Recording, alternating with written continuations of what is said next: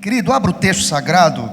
Nós iremos continuar nesse tempo que nos resta aqui com a exposição de Tiago, capítulo 5. Iremos abrir nesta manhã, nesta exposição sequenciada desta carta que tanto tem nos ensinado, irmãos. E estamos nesta caminhada tão abençoada. E eu queria nesta manhã abrir o capítulo 5, o último capítulo desta carta. E iremos ler do verso 1 ao verso 4. Nos diz a palavra: rogo, pois, aos presbíteros. Perdão, eu estou em outro texto aqui, tá certo? Eu estou em 1 Pedro, mas o texto é Tiago. Vocês estão certos. Agora, comigo, do versículo 1 ao versículo 6: atendei agora, ricos, chorai, lamentando, por causa das vossas desventuras que vos sobrevirão. As vossas riquezas estão corruptas, e as vossas roupagens comidas de traça.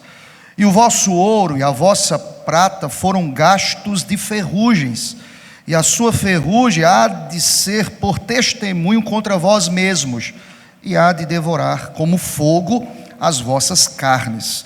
Tesouros acumulastes nos últimos dias. Eis que o salário dos trabalhadores que ceifaram os vossos campos, e que por vós foi retido com fraude, está clamando.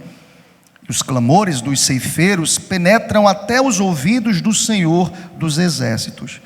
Tendes vivido regaladamente sobre a terra, tendes vivido nos prazeres, tendes engordado o vosso coração em dia de matança, tendes condenado e matado o justo, sem que ele vos faça resistência. Que Deus aplique esta palavra às nossas vidas, amém. Pode sentar, irmãos, vamos orar ao Senhor. Que Deus nos ensine através desses 6 versículos. Maravilhoso Deus, aqui nós estamos felizes porque queremos ouvir a Tua voz através da palavra. Eu te peço, usa-me como instrumento em Tuas mãos para o louvor do Teu nome. Edifica-nos nesta manhã. Assim nós oramos em nome de Jesus, amém, Senhor. Glória a Deus. Querido, quando nós olhamos para esse capítulo 5, abrimos hoje este capítulo e percebemos que há uma lógica. Tiago está numa sequência que ele ministra aqueles irmãos que nós sabemos muito bem encontravam-se dispersos, espalhados. E quando nós saímos da nossa realidade, da nossa estabilidade pátria, algumas coisas são rompidas, há algumas rupturas que são necessárias dizê-las aqui nesta manhã. Eu estou falando de um grupo que a história nos diz que eram pessoas perseguidas, massacradas, exploradas, oprimidas, pessoas que perderam suas propriedades. Pensa comigo, você como sacerdote do seu lar, líder da sua casa, quando você perde essa estabilidade, quando você não as tem, quando você se vê num contexto em que aquilo que outrora lhe trazia estabilidade, hoje não mais existe. Acrescente a isso perseguições, acrescente a isso explorações, acrescente a isso opressões, acrescente a isso uma realidade assustadora, em um contexto aqui em que o texto nos diz que nesta conjuntura de crise ainda tinha gente, pessoas ricas, que estavam ali para esmagar aquele que era mais pobre. Qualquer coincidência a nossa realidade, irmãos. Pessoas ricas que esmagavam, que massacravam, que queria extrair daquelas vidas já tão cambaleantes, tão oprimidas, estavam ali para subtrair.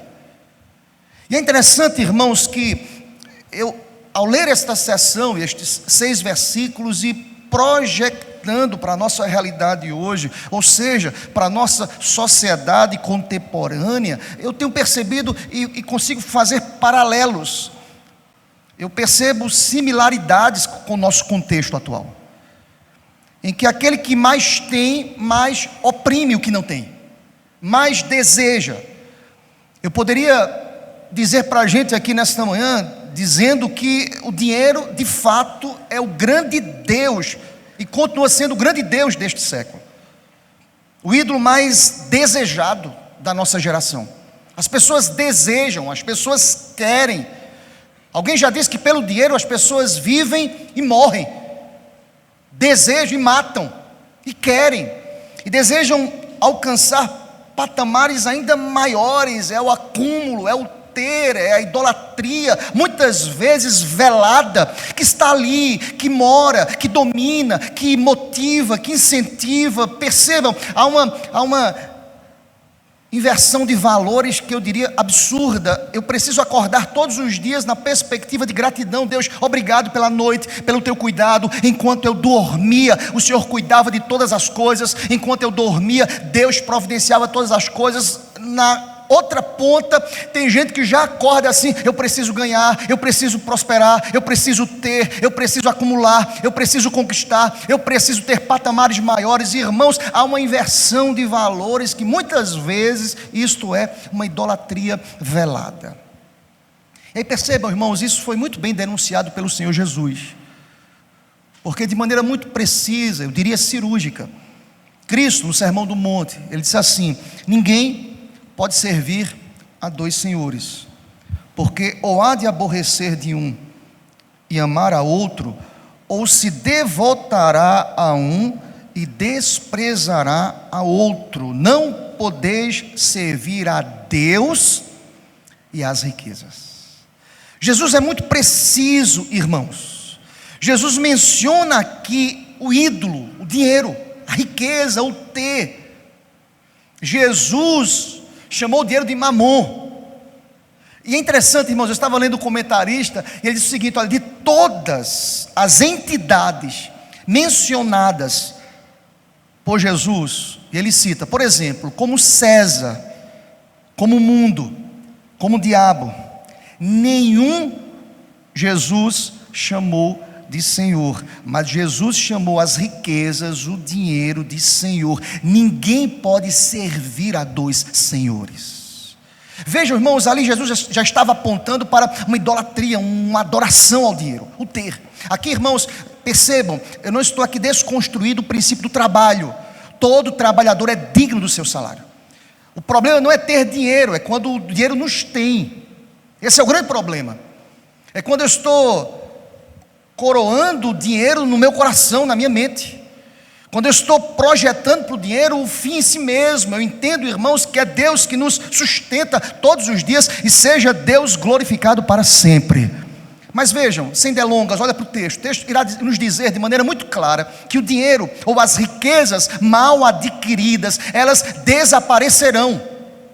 Dinheiro mal adquirido, riqueza mal adquirida, é um sactel furado, irmão. Desaparece, não prospera. Vejam, do versículo 1 ao versículo 3, Tiago aponta e denuncia esses ricos que imaginavam que estavam acumulando. Eles estavam, pelo contrário, estavam trazendo para si o peso da mão do Senhor. E percebam, irmãos, os ricos pensavam que seus bens lhes concediam toda a segurança de que precisavam, e não precisavam mais de Deus. E o Senhor Deus, pelo contrário, ele denuncia, dizendo o seguinte: olha comigo o verso 1: atendei agora, ricos, chorem, lamentem, por causa das vossas desventuras que vos sobrevirão. Comece a chorar, comece a ter uma leitura introspectiva de como vocês adquiriram essas riquezas. Não traz paz ao coração de vocês, pelo contrário, elas promovem juízo de Deus. Nada está alheio ao olhar profundo de Deus. Deus conhece todas as coisas. Deus sabe como nós adquirimos o nosso sustento. Deus sabe como nós adquirimos o que nós temos. Deus conhece os caminhos. Deus conhece todas as coisas. Eu não posso fugir da presença de Deus. E quero lhe dizer nesta manhã: Deus conhece o nosso coração. Saiba disso em nome do Senhor. E sabe o que Tiago diz a esses ricos que estavam agregando valores de maneira desventurada, imprópria? Ele diz o seguinte: chorem, lamentem. Vocês lembram para quem esse texto foi escrito, irmãos? Vou repetir: para crente. Misericórdia. Alguns comentaristas irão dizer: não, pastor, essa palavra é para quem estava fora invadindo a igreja. É aplicável, mas pessoas estavam sendo influenciadas de dentro da igreja pelas riquezas, por Mamon, pelos tesouros desta terra. Tiago denuncia, irmãos. Tiago descreve as consequências de uma riqueza mal adquirida, de um uso indevido das riquezas. Vamos ver? Olha o que ele vai dizer: chora, sabe por quê? Porque eu vou pesar a mão. Se não vem de maneira lícita, justa, fruto do trabalho, é aquele jeitinho brasileiro de ter vantagens. Não procure esse caminho, querido. Você é diferente, eu sou diferente. Nós somos novas criaturas. Deus habita em nós, aleluia, por sua graça.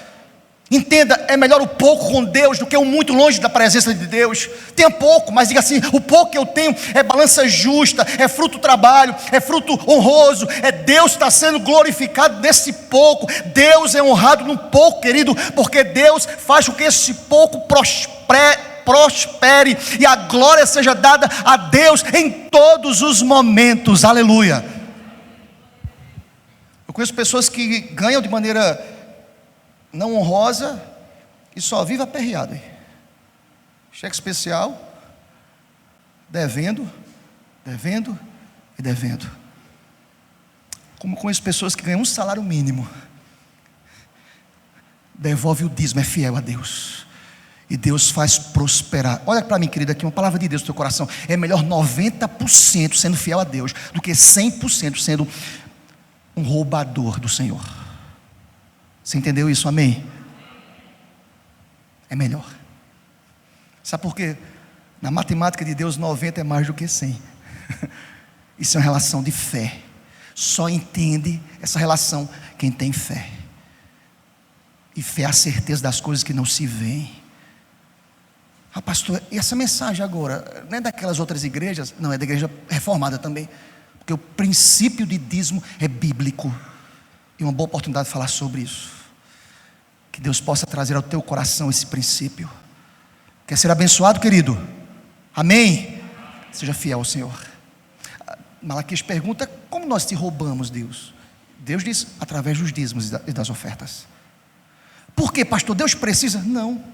Mas vejam, quando nós estamos longe da vontade de Deus, as consequências elas virão. Veja, pastor, qual a aplicabilidade para o dízimo aqui? Não vou entrar nessa seara, foi só uma pastoral para o teu coração, tá? Toma e retém o que é bom.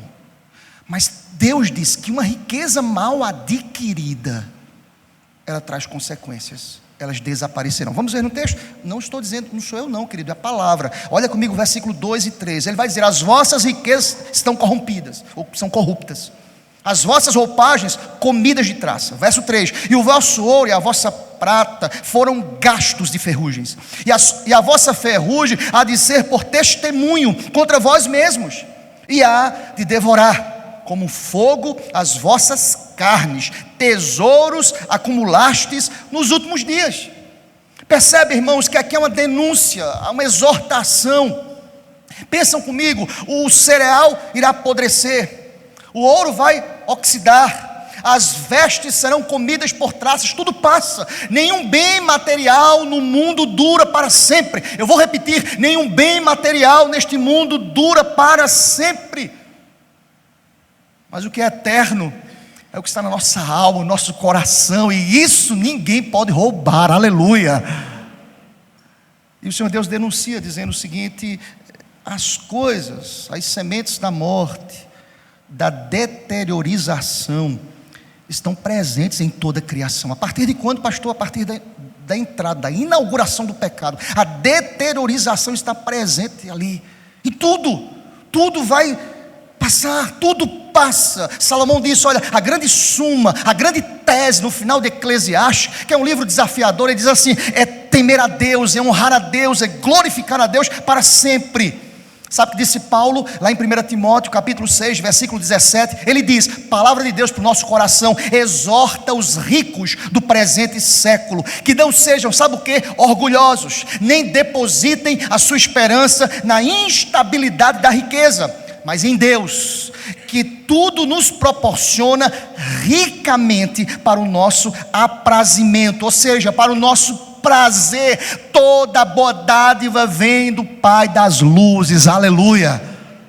Nós precisamos depender de Deus.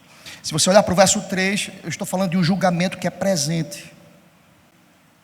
Pastor, isso presente. Deus pesa a mão sobre a riqueza mal adquirida. E vejam, só para reforçar, as riquezas foram infectadas. O vosso ouro e a vossa prata foram gastos de ferrugens. E o que me chama a atenção nesse verso 3 é que a própria deteriorização, ela servirá como testemunho contra nós mesmos. Em outras palavras, é aquele que adquire de maneira mal adquirida, fala assim, não valeu a pena. Eu estou com peso na consciência, meu coração está apertado, e eu sei como eu adquiri isso. Vocês percebem? Porque o texto irá dizer que isso vai depor contra a nossa própria carne. Olha para o verso 3, como fogo que vem e depõe contra a nossa própria carne. O que é que Tiago quer dizer? É a nossa consciência, a nossa natureza que depõe contra nós mesmos, dizendo, eu sei como adquirir isso. Eu acumulei tesouros nos últimos dias, mas a minha mente, o meu ente, a minha razão, o meu intelecto depõe contra mim mesmo. Eu sei como adquirir isso. Olha aqui para mim, querido, palavra de Deus para a gente. Eu gosto de ler e expor textos sequenciais, porque é Deus falando assim de maneira clara. Ninguém escolhe o momento para estar aqui, ninguém sabe qual é a sequência aqui. Deus quer falar ao teu coração. Quem tem ouvidos, ouça o que o Espírito diz à igreja, em nome de Jesus. Riqueza mal adquirida haverá de desaparecer. Mas vamos caminhar, irmãos.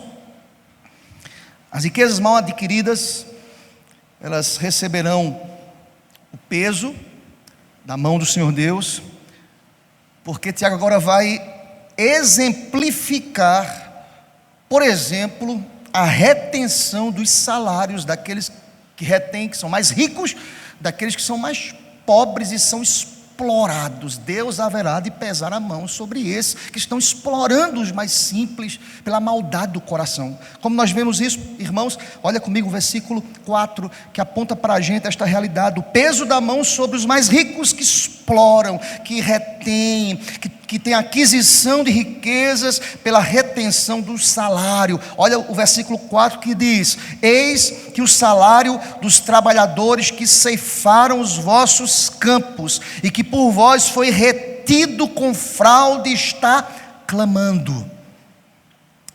Querido, deixa eu dizer uma coisa para o teu coração. O texto fala de trabalhadores braçais, pessoas simples, pessoas que, se procurassem, vamos pensar aqui nesse contexto, aqui há 2000 anos atrás, procurassem os seus direitos, que hoje houve um crescimento e uma atenção maior para esses trabalhadores, mas eu estou falando aqui há mais de 2000 anos atrás. A quem recorrer? Com quem conversar? Quem procurar? A quem clamar? Dificilmente esses trabalhadores, se procurassem alguém com maior posição social, eles seriam indenizados. Eles não tinham quem pudessem defendê-los. Mas presta atenção, os olhos do Senhor estão postos em todos os lugares, em nome do Senhor. O que eu quero dizer para você nesta noite, nesta manhã,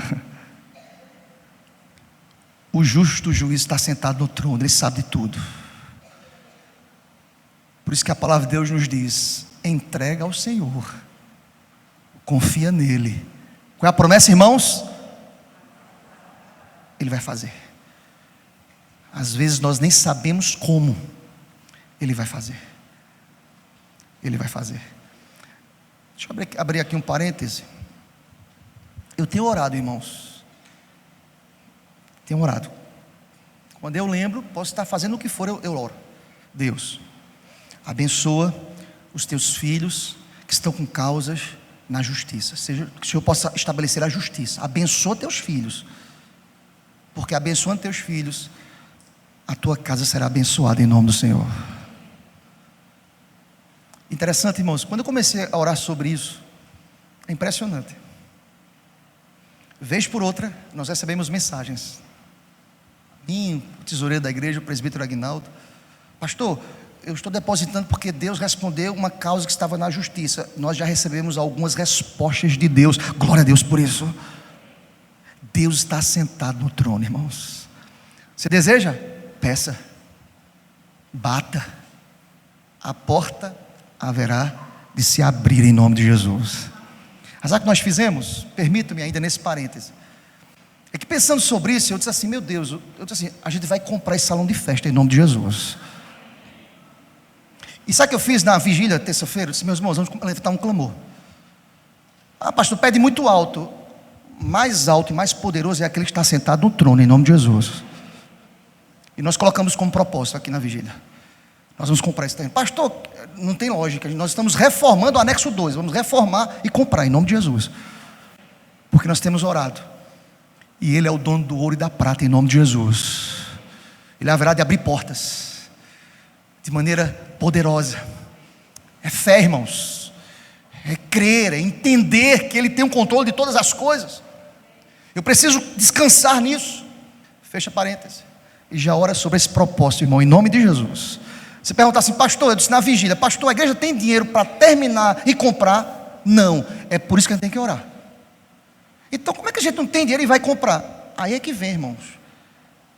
Quando o homem não sabe o que fazer e não tem como fazer, nós cremos no Deus que é um Deus que realiza proezas em nome de Jesus. Sabe por quê? Porque Ele não divide a sua glória com ninguém. E quando terminarmos aí a reforma e comprarmos o terreno ou esse salão de festa, nós vamos dizer assim: Deus, seja bendito teu nome para sempre, aleluia. Nós cremos num Deus que é aquele Deus que diz assim: olha, eu vou dar o maná para vocês todos os dias. A provisão vem do Senhor, aleluia. E Deus pode abrir portas, irmãos. Fecha parêntese. Mas se você perceber no texto, o texto ele é extremamente pontual, quando diz assim: isso tem que ser fruto de um comportamento que é justo. É interessante, irmãos, ao pensar sobre isso, sobre aqueles que ainda subtraem dos que não têm, eu lembrei de Paulo, 1 Coríntios capítulo 4, versículo 2, quando Paulo diz assim: o que se requer dos administradores é que cada um seja encontrado fiel. É impressionante a Bíblia, irmãos, tem tudo.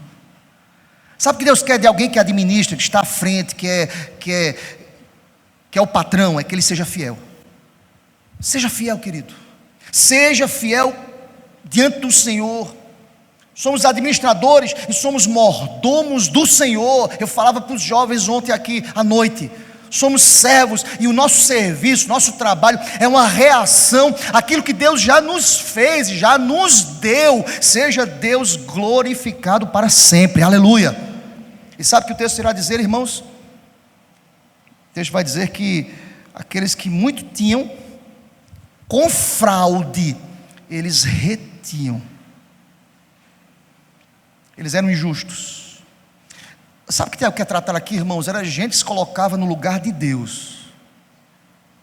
E sabe o que eu entendi aqui com esse texto? Eu louvo a Deus pelo nosso Deus, desculpa a redundância, porque Deus se importa também com a realidade social do seu povo. Deus é um Deus justo, louvado seja Deus. O princípio de isonomia tem que ser aplicado, irmãos. Por isso que Atos revela-nos esse: quem muito tem que dividir com quem não tem que abençoar. Louvado seja Deus por isso, irmãos, aleluia. Todo ser humano tem que receber uma moradia digna, tem que obter o devido reconhecimento. Eu tenho que olhar, eu tenho que atentar, sem ser degradado por outro cidadão, sem ser colocado como segunda classe. O texto revela-nos pessoas que estavam colocando outras pessoas semelhantes como segunda classe, degradando ao próximo, e o texto e a Bíblia nos diz que o princípio regulador da lei é amar a Deus acima de todas as coisas e ao próximo como a mim mesmo. O texto diz que Deus, Ele está de olho naqueles que estão retendo de maneira injusta. Nós vamos caminhar, queridos. O texto irá dizer também, em versículo 5, que as riquezas eram retidas e usadas de maneira desenfreada. Olha para o versículo 5, acompanha comigo. Vamos ler juntos, irmãos, toda a igreja. Tendes vivido regaladamente sobre a terra, tendes vivido nos prazeres, tendes engordado o vosso coração em dia. Sabe o que Tiago quer dizer para a gente aqui, irmãos? Dizia para aqueles que recebiam esta palavra: vocês estão vivendo regaladamente em prazeres desenfreados. Vocês são comparados a pessoas que engordam o coração como se fosse o dia de matança. O que Tiago quer dizer aqui, pastor? Eu não entendi nada, deixa eu explicar para você. Os animais, eles eram engordados, eles eram alimentados, eles engordam antes de ser abatidos. Há um outro comparativo que alguns comentaristas colocam: é como soldados que se preocupam apenas em pilhar os inimigos enquanto os companheiros perecem em volta. No judaísmo, esse princípio do dia da matança é significativo, porque consiste em apontar também escatologicamente para o dia em que Deus haverá de julgar a todos. Diz a palavra que todos haverão de se prostrar diante do Senhor Deus. Tudo que nós realizamos aqui haverá de receber um juízo, irmãos, uma sentença. Haverá esse dia. Aquele que faz na surdina, no esconderijo, no oculto, no escondido, ninguém vê, ninguém está observando, eu estou ali subtraindo, fraudando, eu não estou devolvendo imposto de renda. Isso é muito sério, irmãos. Eu estou burlando, estou botando conta que não existe, eu estou fazendo uma coisa. Querido, deixa eu dizer uma coisa para você: Deus está atento a todas as coisas. Amém, meu irmão? Esse é o tipo de palavra que ninguém gosta de dar amém, irmãos, mas é palavra justa e séria. O texto diz que, por que fazem isso? Porque querem os prazeres da carne. Sabe o que é isso? Idolatria. Calvino dizia que o coração do homem é uma fábrica de ídolos. Uma fábrica. O que uma fábrica faz? Produz. É fantástica essa frase de Calvino, porque ele vai dizer o seguinte: é como uma fábrica que produz ininterruptamente ídolos, ídolos, ídolos, ídolos. Como os ídolos são mortificados quando Cristo é de fato o Senhor do coração da gente, quando nós dependemos de Deus, quando nós entendemos que o nosso prazer está na lei do Senhor, em meditar, de entender que Ele é o Deus da provisão. Mas vivemos numa geração de que o ter é mais importante do que um ser. E interessante é como pessoas estão se preparando para o dia da matança, do juízo. Lembram, nós conversávamos sobre isso ontem, eu, pastor Célio e André. Parece que o povo já esqueceu a pandemia, gente. É verdade ou não é? Na pandemia todo mundo com medo de morrer, não sei o quê, mas já acabou isso, acabou, ninguém lembra mais. Parece que é uma página que foi virada e ninguém lembra mais. Ninguém está preocupado mais. Estão vivendo regaladamente, estão nos prazeres deste mundo. Eu quero lhe dizer, o texto dizendo que essas riquezas que são vividas de maneira mal adquirida e são fruto de uma retenção injusta, para que possam viver de maneira desenfreada os prazeres, são como animais preparados para o dia da matança. Esse dia chegará. Deixa eu dizer uma coisa para você, querido: Jesus está voltando. Quem sabe Ele volta agora, em nome do Senhor. Prepara-te, Israel, para se encontrares com teu Deus, em nome do Senhor. Mas e por fim, irmãos, o texto caminha para dizer que as riquezas, como fruto da impiedade, haverão de receber o peso da mão do Senhor Deus. Onde nós encontramos isso? Olha para o verso 6, acompanha comigo: tendes condenado e matado o justo, sem que ele vos faça resistência. Vamos explicar esse texto. O que o texto quer dizer é que esses ricos que tinham influência social estavam oprimindo, estavam maltratando os seus subordinados. Olha, em outras palavras, sabe o que estavam fazendo? Condenando arbitrariamente. Estavam maltratando de forma arbitrária. Palavras duras, ríspidas, condenando e matando. Não necessariamente, irmãos, fisicamente, como consequência, quem sabe, mas com palavras ríspidas, com palavras duras, com maltrato, com ações injustas.